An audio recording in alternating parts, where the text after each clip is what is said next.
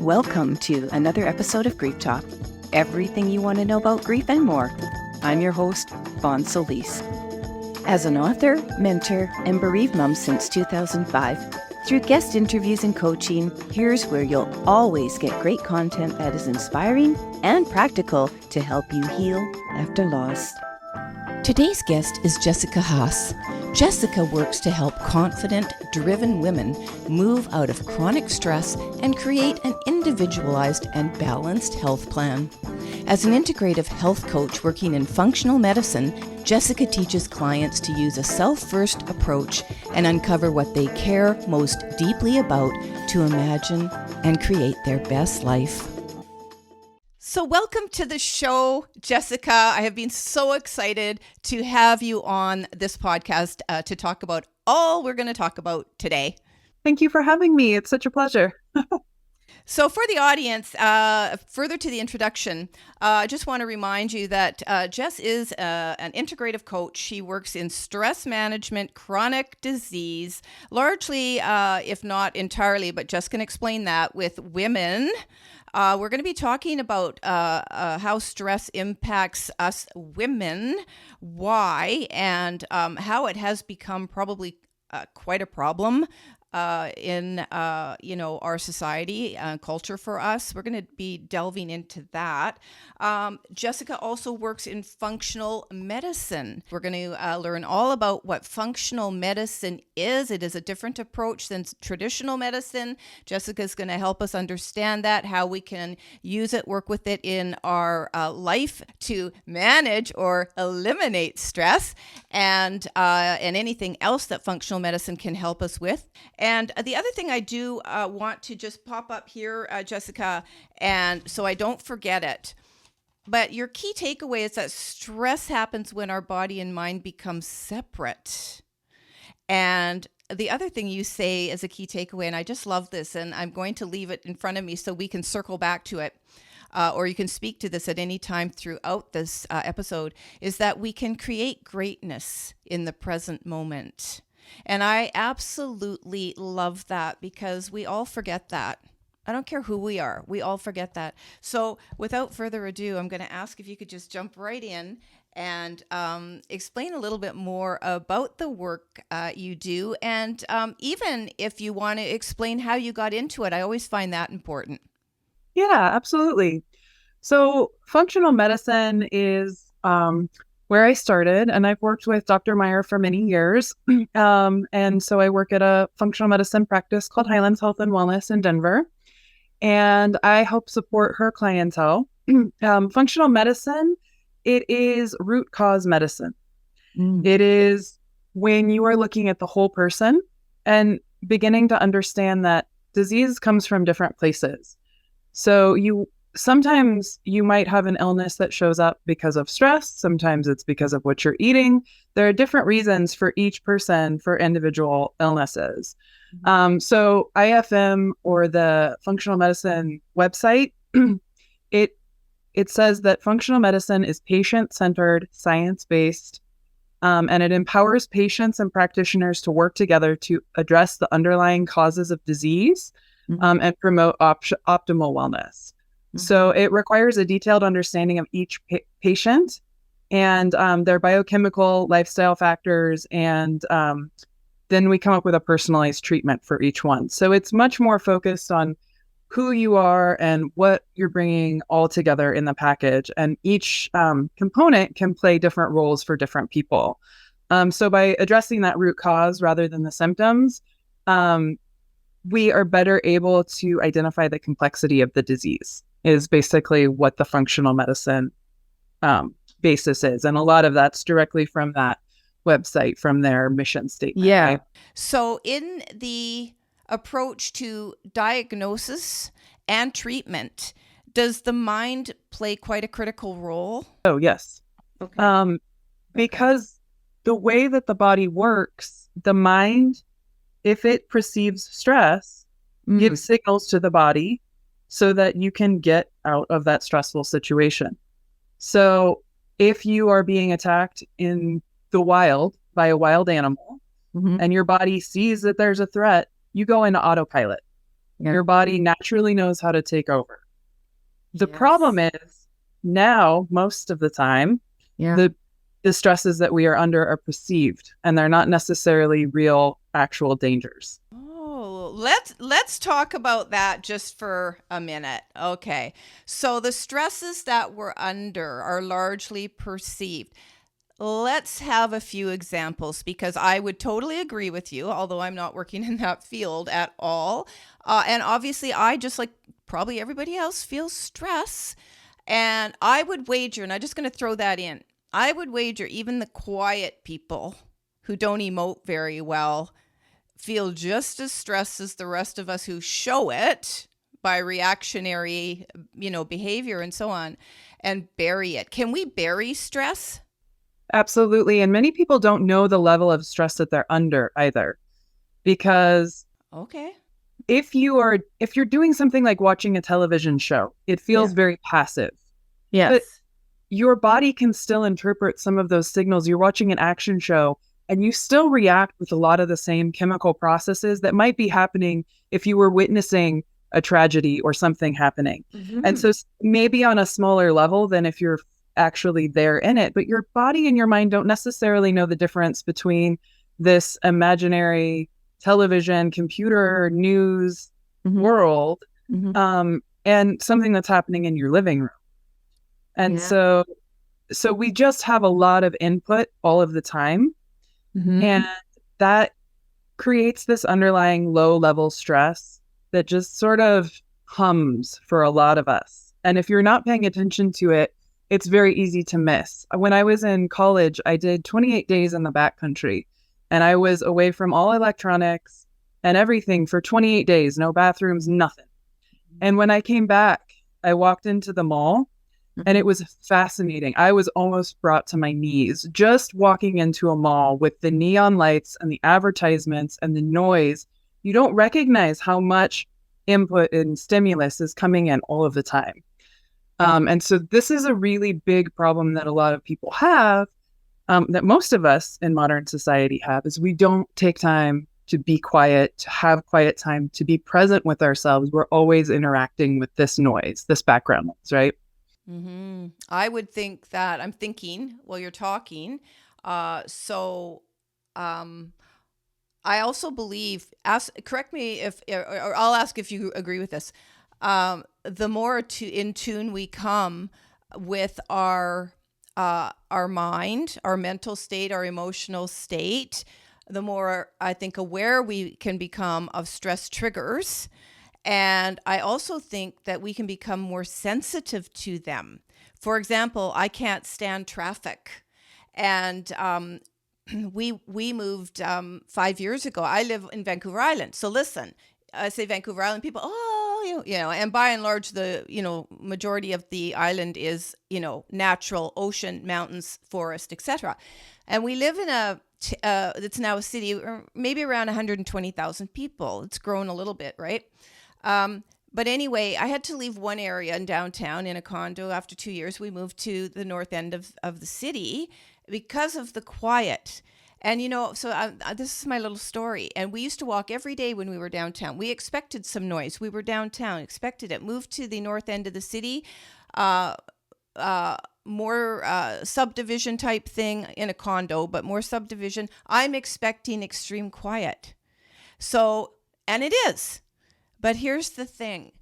So for walking, instead of having the sea walk, right now we have to walk in a neighborhood, and sometimes we have to walk on a 4-lane street to cross and get to a neighborhood. So where I am specifically, it's quiet.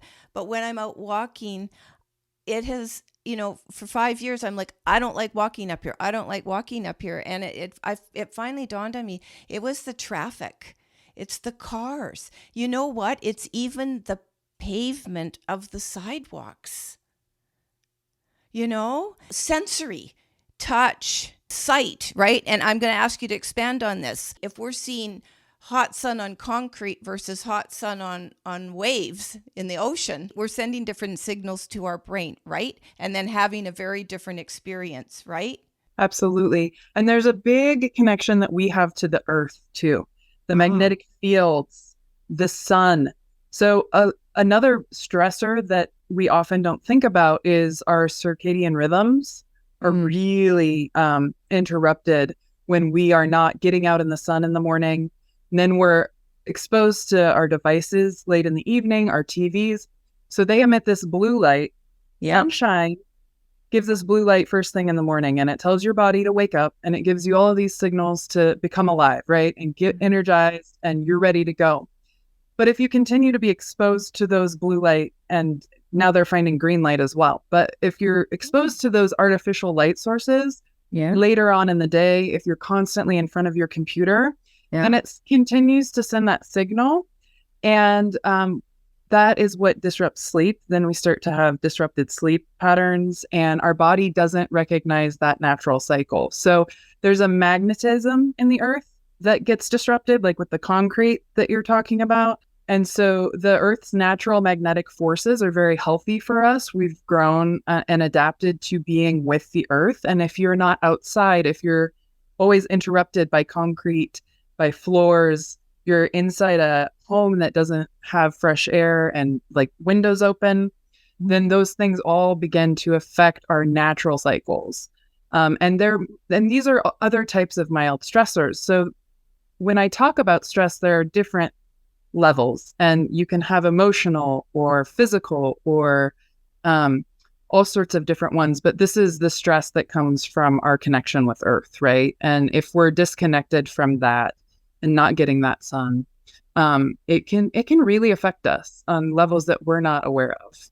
Everything sensory sends messages to us. I love this example we're using of concrete, because now I'm thinking of cities. I'm thinking of how much stress impacts people, and thousands, if not millions of people in a very confined space.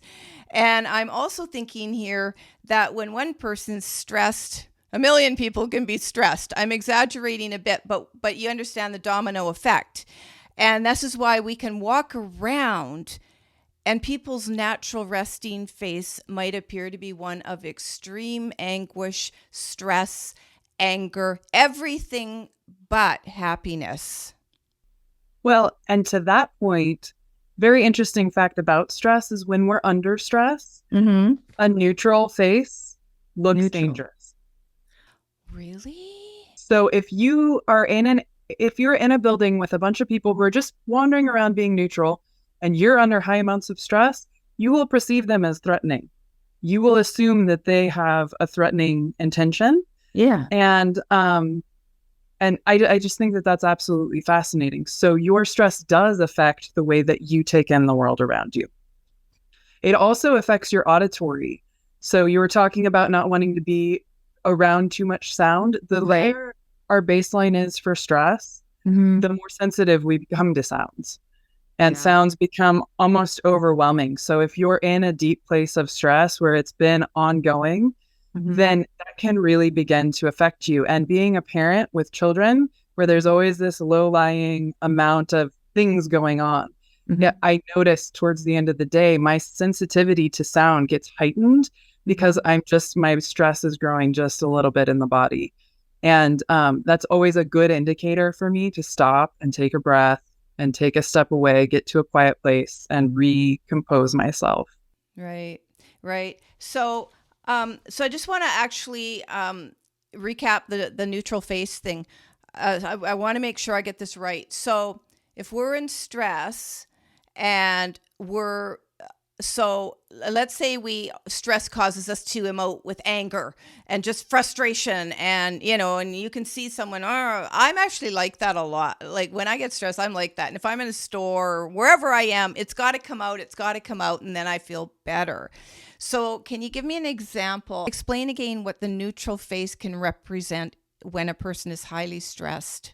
Well, we are tuned to we're not tuned to be happy. It's not our natural evolution. It's really sad in a way, but it's good to know. It's good to have this baseline because we can make changes, right? Once we have this information. Yeah. But to survive, we had to be extra aware of the things that were happening. And if you saw a rock in the field that might be a predator, or might not be, if you assume that it's not when it is, you get eaten.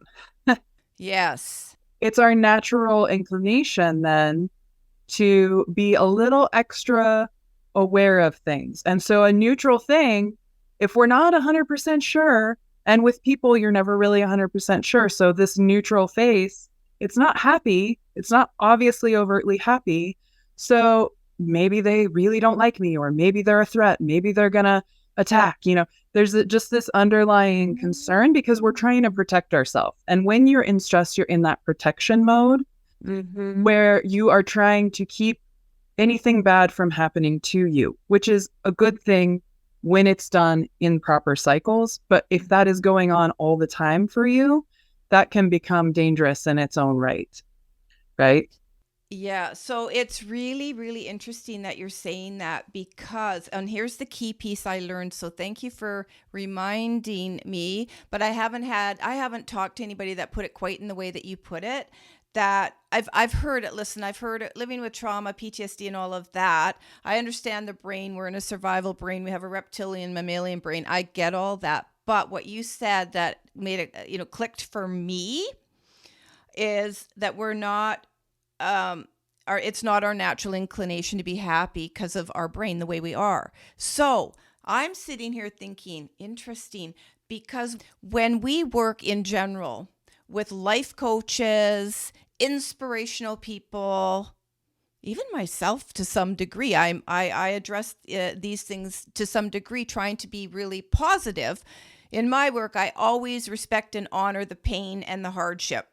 But the goal is on the other side to achieve what you just talked about, the happy, the peace, the calm, which many of us are trying to achieve. But the point I'm making here is for anyone in a practice or putting pressure on themselves, like I have done, to be in a state we're not naturally inclined to be in.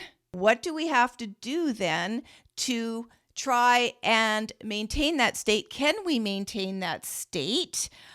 Because I'm trying to say in a really nice way that people that teach just go for the happy, go for the success, go for everything we're really not wired to achieve naturally. So if you look at success, if you look at winning, if you look at all around abundance, happiness and contentment is at the core of a lot of that. So if it's not our natural inclination, can we maintain it? Yes, for periods, but I'm talking about permanently, long term, and if yes, or should we just be striving for periods that we can feel that? I don't know that I agree that happiness is the end goal, right? Happiness is a byproduct of what happens when we have success and when we're thriving. It's a byproduct, and it's an emotion like all of these other emotions, stress and depression and sadness and anger, all of these emotions, they're a flow, right? Mm-hmm. And so learning to ride your emotional flow and be present while that's happening can be really empowering, and it can help you shift into more moments of happiness where you have a lot more power. But your emotional flow, if you are able to say, this is my emotion, and you're able to witness it and be present in your body while that's happening and start noticing what's happening in my body. How do I feel? What is it that I care about that's causing this emotion to come up?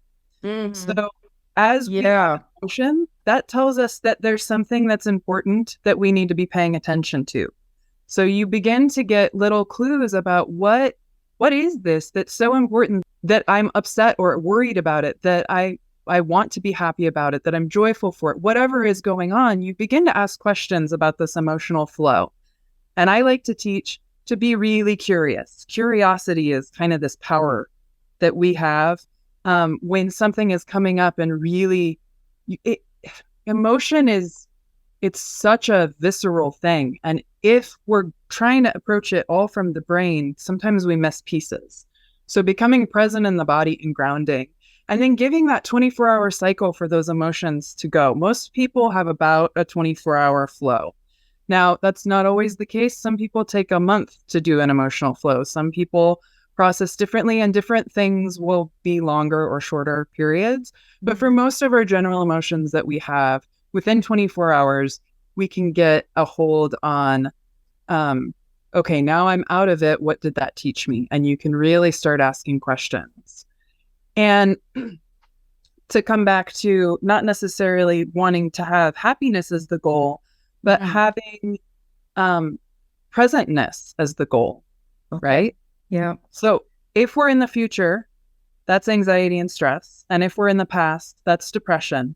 But trying to be really present in the body now, that is where we can find a lot more grounding. And that is where I find people tend to have more happiness and more joy and more success. And then that's where our gratitude comes in too. Yeah, beautifully said. So I'm learning from the younger ones, and I love it. But at any rate, because I came sort of from a generation where, you know, 80s, all of this manifestation stuff, and you didn't. They weren't really talking about emotional intelligence or anything, and we still don't talk about emotional intelligence enough. From what I have, researched, come across, read, talked with practitioners, people still struggle a lot with understanding emotions. And this is what I love about what you're doing, Jessica, because it's at the root of a lot of, it seems, the functional medicine, the wholeness. East meets West. Am I correct about that? In what I do, I bring a little bit of all of it. Not all functional medicine practitioners are East meets West. I like to pull from all the different traditions because I think there's some really important knowledge that goes back many, many thousands of years. And ignoring that just seems like a disservice, right? Yes. So I wanted to say three things. One, that happiness is a byproduct. I love that. I'm not going to forget thinking about happiness because I have chased happiness. Okay. And I stopped chasing happiness, but I wasn't quite sure how to frame it. What was I really after? So I'm going to speak just really briefly here to the people who are maybe struggling with trauma, even PTSD. I'm not a doctor. I'm not giving advice. I'm speaking from my own experience. I still live with PTSD. So we're always wired to survive every moment of the day. Now, mine hasn't completely gone away. I've had it since my daughter died by suicide in 2005. So I've lived with it for 18 years. It did a number on me because it wasn't diagnosed for 9, 10. So imagine I was living with something I couldn't manage because I didn't know what was wrong with me. And we're not talking about that today, but total survival. So happiness as a byproduct, super important because everything's a byproduct. So while you were talking, and I'm thinking, okay, what am I wanting then? What's my end result that I'm looking for? And you said presence. I came up with balance. But if I combine the two for me, that fits. Because I just want to say for me, but I want to let you to respond to this because you might be able to help me even fine tune it even more. Well, I'm sitting there thinking and going, what state do I want to be in? And you said we should be curious. So I'm being curious and going, I don't want to have uncontrollable behaviors. I don't care if I get mad once in a while. I get angry. I'm like everybody else. I deal with it very, very quickly. But I'll just say my natural resting state, for lack of a better, my functioning, the place I want to actually function from on a daily basis, okay, is one where I do feel at peace and balanced, but from which then you're sort of showing me will come my happiness and any other positive emotion I want to be feeling. Do I need to fine tune that a little bit for myself? Well, what's amazing about this individual approach that I like to take is that not everyone is going for the same thing. Balance and peace might be your thing.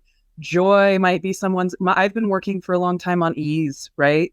And that's kind of my thing. I want to bring ease to my life because I always work really hard for things, right? And bringing ease into the picture has relieved some of this pressure that I always held for myself. And so individually, we have to come up with a plan with a goal in mind for where you're going, right? And so this Yes. includes coming up with, what is your goal? What is your life purpose? And so we dig, that's what a lot of coaching is about, is what was your gift that you were given that you need to express while you're here in this life? And how are you going to achieve that? And so we can imagine, in a perfect world, if everything lines up, what does that look like for you? And then we can backstep on a timeline. Okay, so what's the last thing that happens? If my goal is to be a doctor, then we know the last thing that has to happen is I have to get a diploma. And then we can backstep from there. And that's how you create a timeline for where you're going. And then you think about, as a doctor, how do I feel? Who's with me? What is the place that I'm in when I get that diploma? And who's supporting me? Who's cheering me on? How is my body? How am I postured? What am I wearing? And we begin to incorporate these things into our life today. So the energy that I want to have as this successful doctor, for example, might be confidence or authority. And so then I have to start practicing that in my daily life and bringing that in and stepping into the shoes of someone who is confident, instead of going to parties and saying, oh, I'm just a grad student and I'm not really sure what I'm doing, but I think I'm going to med school. And, so then you move away from these stories that we are easily pulled back into, that we tell ourselves are uncertainty, right? And step into this idea that, no, I'm actually really confident. I'm going to be a doctor. And that's the story you begin to tell. And this helps to reprogram the unconscious. So 95% of what we're doing in daily life is unconsciously programmed. And this is stuff that we've picked up from childhood, from where we grew up, and everyone is just a little bit different about how they were programmed. And the only way that you can begin to affect that is to have some habits, some changes. So we have to work really hard and be diligent about, where are you going and what is that energy? So if happiness was your goal, then what are things that make you happy? And how can you bring that energy into your life right now today so that it's with you in the present more frequently? And then slowly it becomes easier and easier. Yeah. Anyway, yeah, it does. And I'm just using that happiness as that one thing, because happiness encompasses everything. It encompasses contentment, relief, success, so I won't get too in the weeds here, but I love what you're saying and the steps that you just described. I love what you're talking about. What is your gift rather than what is your purpose? It can be the same thing, but when you think about it as, what is my gift? Whoa, I love that, because very often, if not always, our purpose can develop from understanding what our gift is, how we, derived it, and what we want and must do for some of us on this planet. But I will admit, I've never thought about myself as, what is my gift? I've often thought about it as just, what is my purpose? And then also, if you're into really being in touch with your soul contract and stuff like that, that can kind of also fast track you. But I'm going to think about that. Well, I already know those things, but what I'm saying is, I just love the reframing of it. I want to ask you, we were going to talk about uncreating our lives. You talked about reprogramming the unconscious. When we're moving away from the stories of reprogramming the unconscious, the steps that you just explained, Jessica, from a timeline, starting sort of with the outcome and then going back, what are the steps I need to take to get there? And then importantly, how do I feel when I get there, right? What do I need to be that person? And I loved how you framed it in terms of confidence, authority, expertise, whatever. Perfect. And then moving away from our stories to reprogram the unconscious. So is that sort of what you mean when you talk about uncreating our lives? Well, uncreating our lives. So that came about because I was talking about making room for change. And whenever we're making a change, if we want something to be different, other components need to move. And generally we have to ask, what are we letting go of? So what is the thing that I can let go of to make space for this new thing? if we want to have confidence, we have to let go of this insecurity, right? Yeah. And so we have to acknowledge that everything that is in our life right now is something that we've created on some level. And it's been there and it's been serving us. And we need to go back and occasionally ask if it's still serving us in the way that it used to. So a lot of times things show up for us that are really necessary. Maybe in childhood, it was really necessary for my survival to be a little worried about things. But as I got older, that wasn't as necessary for me to hold on to. And so if we can reevaluate and think about what we're willing to let go of and how we can get rid of some of the things that we created, I just think that it's extremely powerful to be able to say, this is what I'm letting go of. And it's important because things won't shift. If you're still behaving the same way that you always behave, you're never going to get a shift. It's really interesting because I'm very interested in psychiatrists and psychologists who do work in trauma and PTSD and compassion-focused therapy, for example.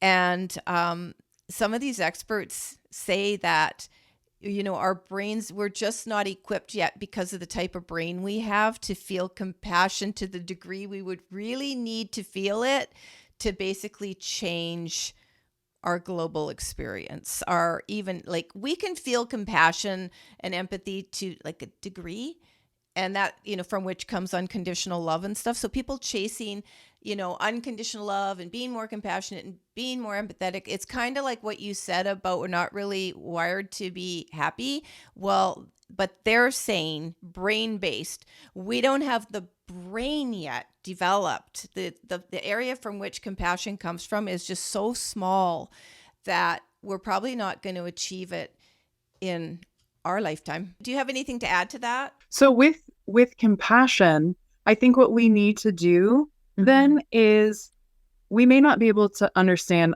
other people's stories. We might not be able to really empathize and be outside and with them.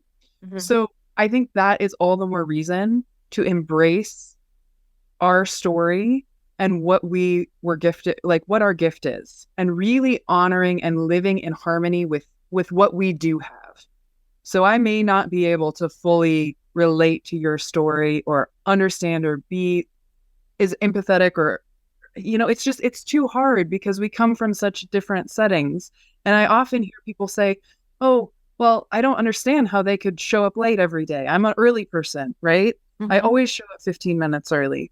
But their programming was so different that it's really hard to understand, my programming versus theirs. So the only thing you can do is show up to the best potential in you and be aware of if you're judging someone, that's probably a message for you. So if there's an area where you're judging someone about something, then that might be an area you need to look at for yourself. And just be the best that you can within the given parameters. We don't have the ability to mesh as one necessarily, but if we're all doing the best that we can on our journey, then that makes a bright and happy place because people don't naturally want to be miserable or stuck.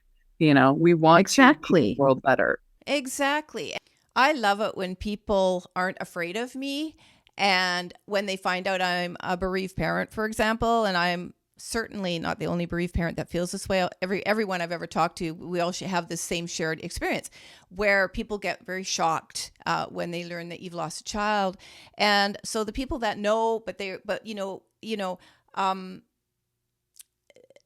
so I've had people just sort of say, I can't understand, or I'm sorry, I can't imagine, or whatever, or I can't understand it, or whatever they say. And I just say, it's not your job to. You just need to, just what you said, you just need to show up for who you are and what you need to share and in this world. And we all have our stories, but I'm going to go back to the curiosity piece for a minute. If we could just be more curious people about each other and not judgmental, it would help us feel a spark of compassion and empathy. And if you're not sure what the difference is between empathy and sympathy, empathy is when you can put yourself in somebody else's shoes and imagine what that must be like rather than sort of make it a detached experience that you don't want to ever experience and never could experience. Well, yes, you could. And I always like to say not one of us is immune from any single thing happening in this life that has happened to another individual.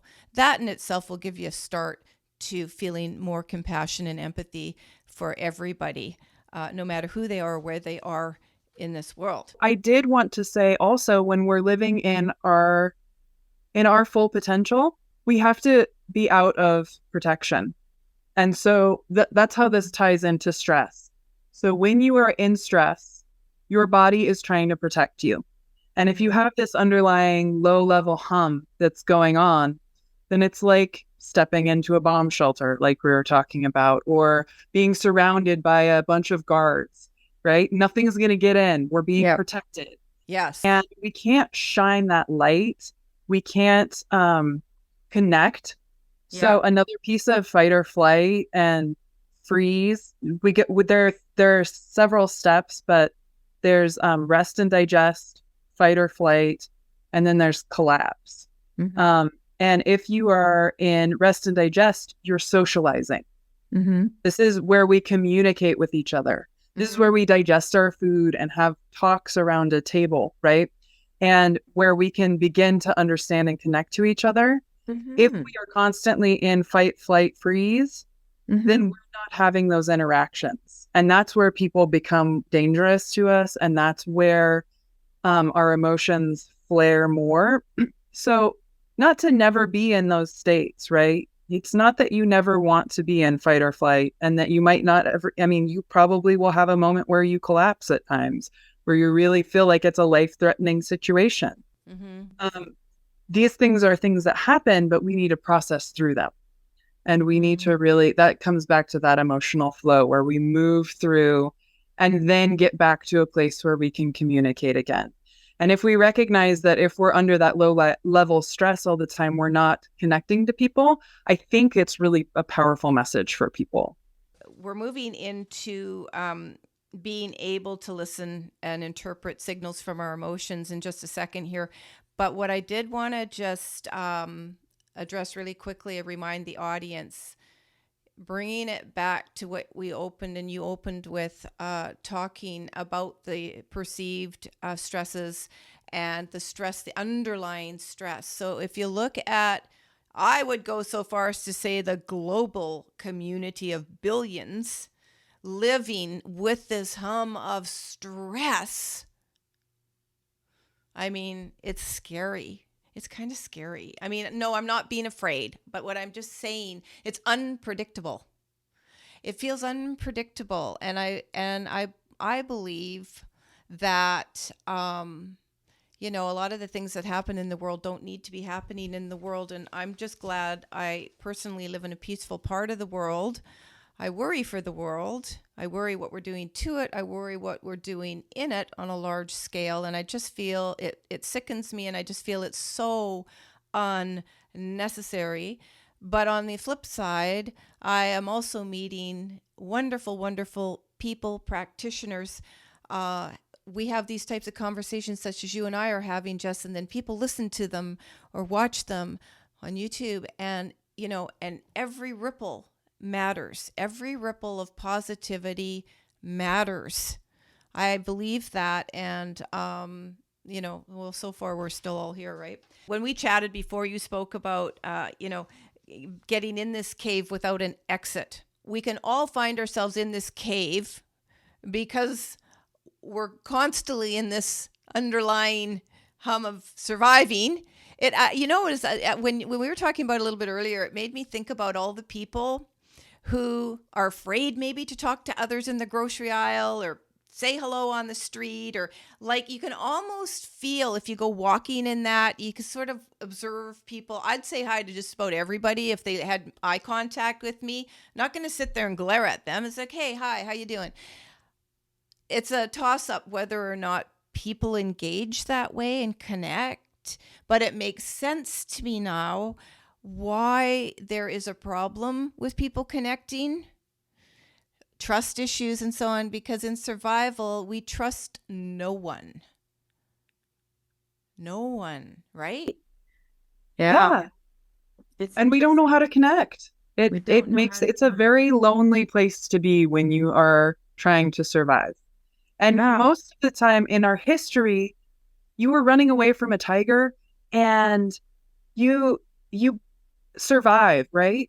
And you go back to the community and you celebrate with them. And there's this physical release that happens as we celebrate this triumph, right? Like, I survived this. All right. And we just don't have that celebration the same way. And so with people who are dealing with high levels of stress, that is one thing that I encourage is get the body involved with moving through that stress cycle.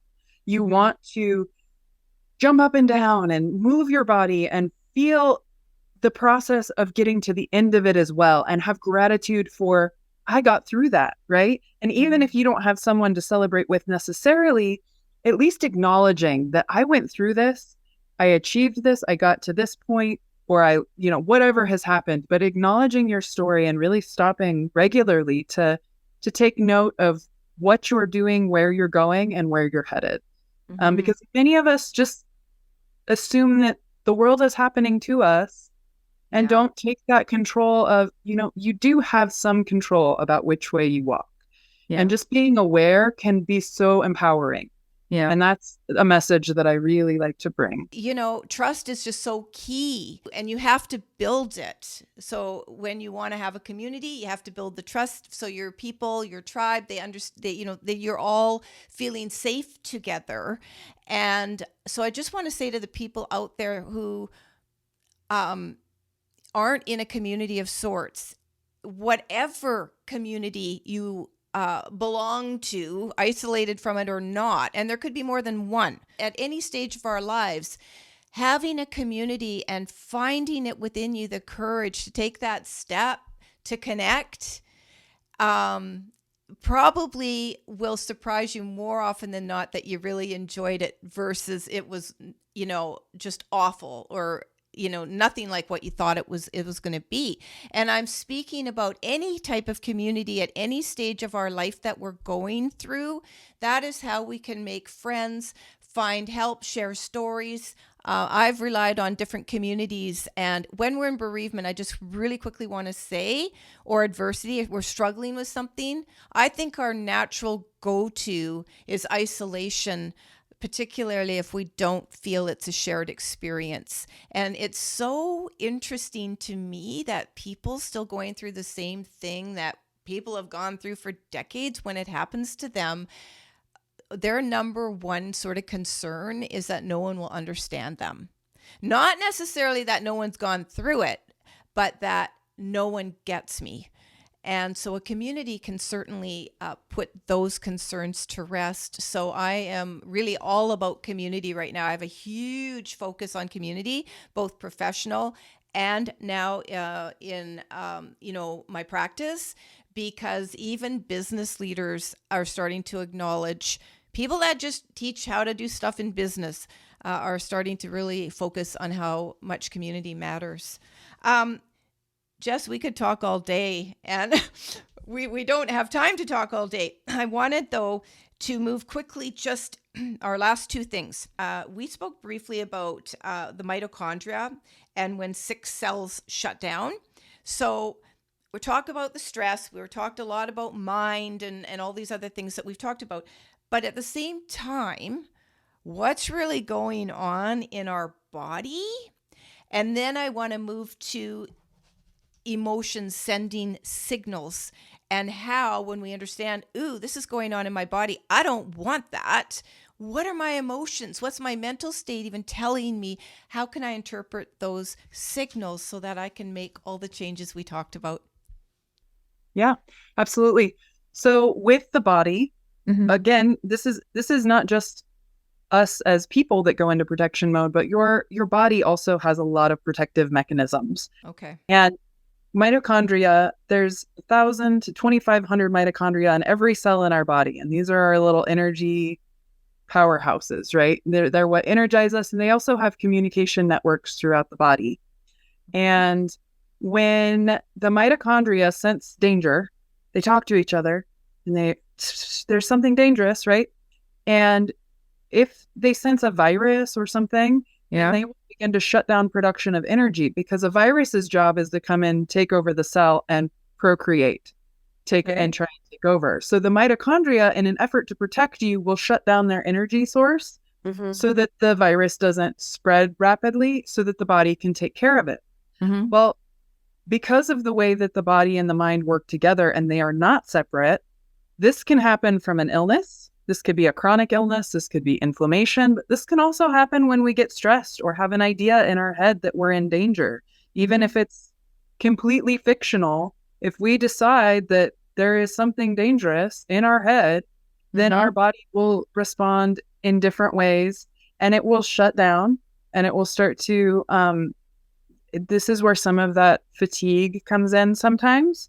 It's Okay. not always the case, but eventually, if we're in stress long enough, fight or flight, I briefly touched on this earlier, but the body gets to a point where it thinks it's life threatening and it just completely shuts down and goes into this collapse mode where it's almost like plain dead, right? And so deep levels of depression sometimes bring on this, like, I can't even get out of bed, I can't move, this feeling.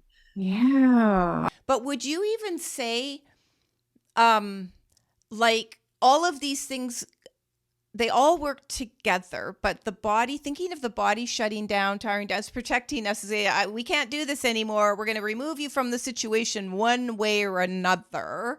But would you even say that this, I think you're going to say yes, but prevents people from even wanting to get motivated? So if you're stuck in that bed from depression, stress, anxiety, illness, real illness, chronic illness, fatigue, whatever it is, my God, isn't it like likely that you're going to be overwhelmed by lack of motivation? Like, don't you just lose your will? Yeah. And sometimes people do. You shut down. And this can happen from a mold toxin, and it happen from trauma, and it can happen from a lot of different things, but the body can cause you to lose your will. So that's not, if you're in that place, it's important to note that that is something that is a normal response. Okay. And you have to take the steps to slowly work out of that. Yeah. But it takes a lot, all of this, any of this work that you do, self-work, it's small steps, and it's very, very, sometimes it's like, I'm going to go outside every morning for 5 minutes, and that's all that a person can do. And you start with that because that's what you can do. If you can walk to the mailbox and back, walk to the mailbox and back. Yeah. And don't judge yourself for that. Yeah. And that's huge. Yes, and Jessica, you're saying something. Other people have said it too, but I love what we're talking about here because we're putting it in a context of what's really going on in the body.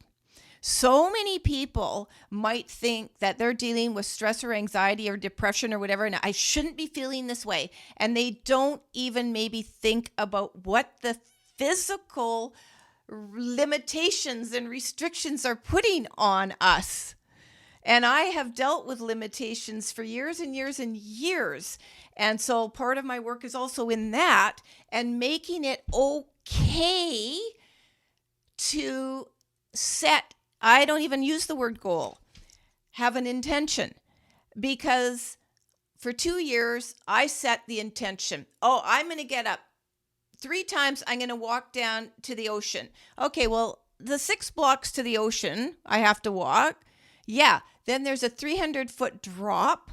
Okay, then I can walk along this beautiful, rugged, gorgeous beach. And then I got to come up 300 feet and get home. And I'm like, yeah, not today. So I ditched it. But it's what we tell ourselves when we're not meeting I'll just use the word goal. Right? This could be anything that we are dissatisfied with in our life, which causes stress because we're constantly fighting ourselves to do what we said we were going to do and then berating ourselves because we can't do it or don't really want to do it. So I'm a huge proponent of set what you can do. If you want to like exercise, right? And you want to do 30 leg lifts, how can you tell I'm doing leg lifts?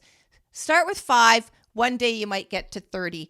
But, do you want to say anything to that, Jessica? Because it's leading to our very last thing we're going to be talking about, which is signals from emotions, our mental state. Anything you want to share about that and how we can turn those signals into anything positive in our life? Well, I am a huge proponent of positive goal setting. And this is, again, it's that future. What do I want? What am I aiming for? So when you're in a place where you can't do anything, the first thing I would say is don't set yourself a goal of something that you don't want to do. Like, I want to lose weight, right? So first off, when you say I want to lose weight, you're talking about getting rid of something that you don't want. Now, what do you want from that weight loss? Maybe you want more energy. So your goal switches to, I want more energy. And that's the first thing. We've got to be motivated by something that we actually want. Yeah. And our unconscious doesn't hear, I don't want that. So embodying the difference between being I am not a smoker and I am trying to quit is really different. Right? Yes. Yeah, because I associate the word try with you've already failed. And I don't really like the word failed, but you've already haven't done it. If you have to say try, question whether you really want to do it. It's my take. And so you find something in that moment of, exhaustion or whatever that makes you feel good. And your goal, if you want to have an ultimate goal of 30 leg lifts, your goal is actually just to show up on the yoga mat with your clothes, right? You make it simple. Like, I'm just going to show up with my clothes on the yoga mat, and then I can check the box on my goal and I'm achieving my goal, right? Yeah. And then whatever happens after that, once you get to the gym, once you get on the yoga mat, that's not part of the goal. The goal is just, how do I get there and put myself in this position to succeed every single day? I love that. Yeah, this has been wonderful. Let's just close with you giving us the highlights of emotions, sending us signals, and how can we tune into this, really understand what they're telling us, and then put that into action. Well, a big piece of emotion is that, like we've discussed, it's giving us some information. And when we are in a flow of overthinking, of that spinning, racing mind, if we have those big emotions, those feelings, it can help to manifest that out. So you can do your brain dump or your journal where you put it down so that it becomes something you can see. It becomes real in the world. What is it that I'm worried about? What is this emotion stemming from? What is causing this? What am I worried won't happen? What am I worried will happen? Get that curiosity going. Start asking questions, right? And many times, if it's, spinning thoughts in the middle of the night, perhaps you'll have 15 thoughts and only one of them is a real awareness, right? So you can kind of cross off those ones that are just noise. And that helps you create this clarity that can be really empowering. So that brain dump piece is really helpful. And being patient with yourself and not making decisions in the moment of emotion, right? If you can wait, see how you feel about it in a minute. And this goes for saying yes to things as well as saying no. So if you are going to commit to something, you need to give yourself plenty of time to know that this isn't just an impulse, right? That this is something you feel pressured to do. Give yourself that time and that kindness. Yes. Because anything more we invite into our life, you need to show up for that, folks. So, you need to show up for that. And whether it's business, personal, you want a new relationship, you want a baby, you want to get married, you want a promotion, you want to move, you want a bigger house, you want a more expensive car, anything, you want to be happier, you want to be more energized, you want to be more social, any of that stuff, you need to think about whether you're ready for it and can show up for it. And on a last note, I really just want to speak really briefly to limitations again. So if stress can cause limitations on our bodies. Would you agree with that, Jessica? We've talked about that, our bodies slowing down and so on. So I think it's really important if we are in a constant chronic state of anxiety, stress, any kind of illness, fatigue, and so on. It doesn't matter. Like, I deal with this stuff too. I had a terrible period of chronic fatigue. I went on a work disability in 2015 for 26 months. It led to my retirement from my job. But in that period, I really got to understand what the heck trauma had done to me for 10 years. Holy smoly. And I have had to let go of many things that I wanted to do, but didn't have the energy, the stamina, and if I really, really admitted it, the interest to do. And so the more I embrace different phases of my journey and my years on this planet and so on, I am very aware that some things I have to look at and go, wow, there was a time I did that and that was amazing, but I really, really truthfully don't want to do that again. So it's okay that we change, and understanding that some of these might be induced by limitation doesn't mean you'll always feel limited, but it's so important not to fight it because it just makes it worse. Love yourself for who you are today, and just being willing to consider you want more of anything, you took the first step. Jess, is there anything else you'd like to leave the audience with today? We've covered a ton of stuff. It's been an amazing episode. I do thank you for sharing all your professional experience, your wisdom. You've taught me a few things, so thank you for that. Yeah, absolutely. I just think get support, find someone or a community that can help you be accountable. Reach out if you need something. If you're feeling like you're dealing with these things, there are resources, there are people. One of the things that affects our physical health the most is our community or lack thereof, and the relationships. And we didn't even touch on that, but it's so important to have someone to help you through. And that's why I'm so passionate about what I do as a coach, is that I really love to join people on their journey of exploring this stuff. It's not a right or a wrong. It's all about what we're exploring and creating that vision of what you really want and how to offer your gift in the best way. So on that note, Jessica, if you'd just like to share, your resources and who you largely work with, and then I'll be providing links in the description below for people to connect with you. Yeah. So if you're in the area working with Highlands Health and Wellness is a wonderful way to get in touch with me. That's where I mainly do my coaching. Dr. Meyer is amazing. If you have any kind of chronic illness issues, things like that, having the team of both doctor and coach can be really powerful. So I'm in Colorado, and Highlands Health and Wellness is our website. I also do a limited amount of personal coaching, but it's an application process to apply for. I really strongly feel that I will only work with people who are aligned, because I don't think it helps anyone if there's not a good alignment. So I do ask if you would like to work with me one-on-one, that you fill out an application and go through that process. So that link I will share with you. And then I also have a free resource on different types of emotions and a little quiz that you can take to help decide if there are certain areas of stress that are affecting you more than others. So that gets into the physical stress, the emotional stress, and those types of things. There will be a link for that as well that I'll share with you. And then I will generally do a free consultation call with you to see if it's a good fit. Oh, that's perfect. That's perfect. Okay. Well, thank you again. I feel really blessed and honored to have met you and have you part of my professional community now. It's been awesome. Wonderful. Thanks for having me. We appreciate it.